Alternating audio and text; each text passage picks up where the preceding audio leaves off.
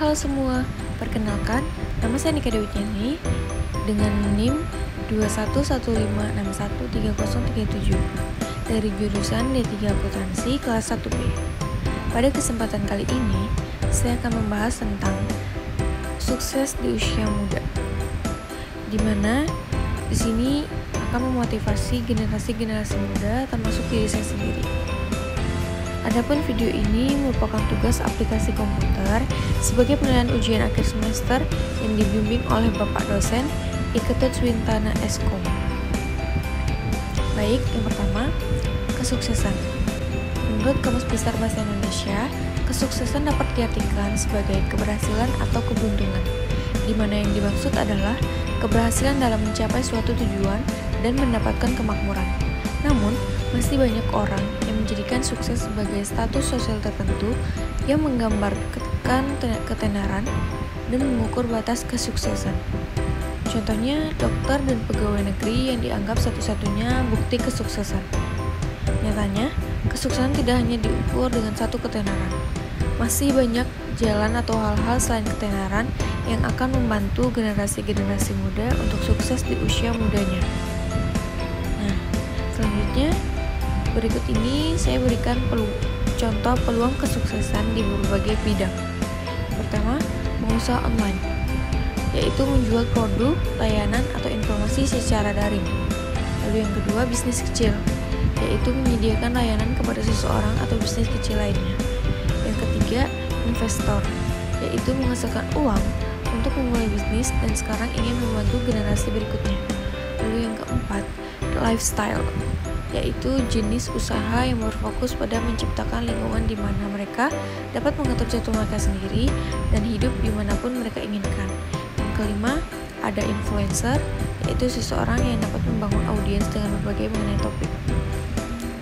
Berikut ini beberapa sektor penghasil miliarder dari laporan sensus Billionaire 2020. Yang pertama, industri fashion, menghasilkan 4% miliarder.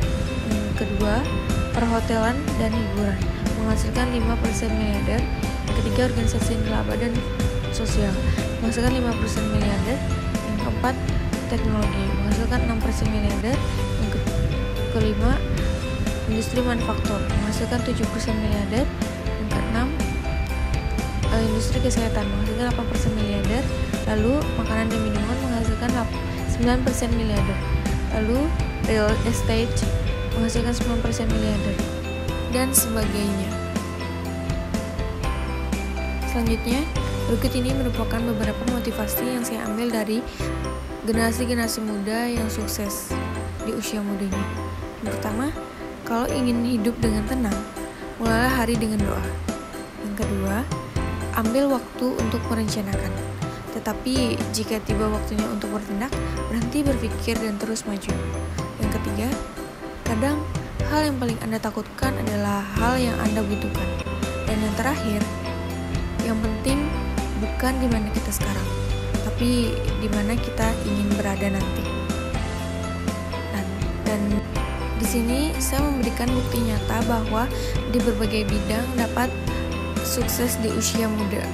Yang pertama, Mary Riana, lahir pada 29 Mei 1980 di Jakarta. Salah satu entrepreneur, pengusaha, edukator, dan motivator wanita tersukses di Indonesia yang berpegang teguh dengan tujuannya. Yang kedua, Nicholas Kurniawan, lahir pada 29 Januari 1993. Beliau lahir dari keluarga yang sangat sederhana dan sukses menjadi pengusaha muda Indonesia di bidang eksportir ikan hias. Dan yang terakhir, Yesa Stinggi, lahir pada 23 April 1995 di Bekasi. Ia adalah pengusaha sukses yang masih muda dan hanya berjualan dengan toko online-nya. Dan saya akan memberikan beberapa foto generasi muda yang merasa sukses di usia mudanya.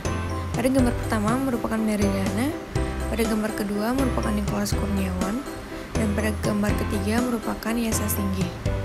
Beliau merupakan generasi muda yang merasa sukses di usia mudanya. Dan selanjutnya, saya mengambil satu video yang mungkin akan memotivasi generasi-generasi muda untuk bisa terus bermimpi dan berhasil sukses di usia mudanya.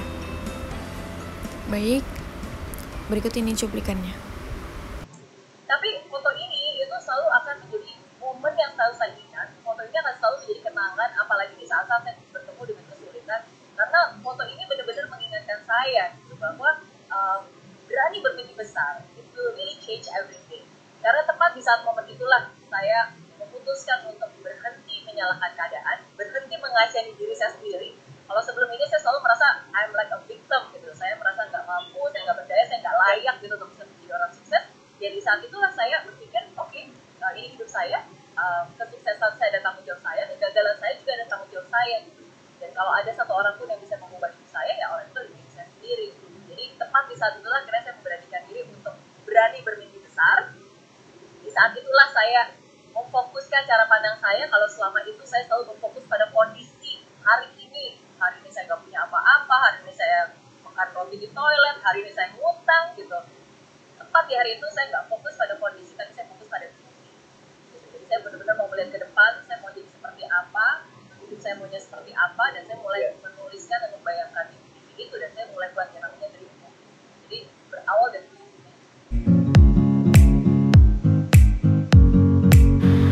Jadi kesimpulannya, percaya bahwa kita bisa, semua orang bisa, untuk sukses dengan jalannya masing-masing jika kita mau. Just need to do it seriously. Sekian dari saya, terima kasih.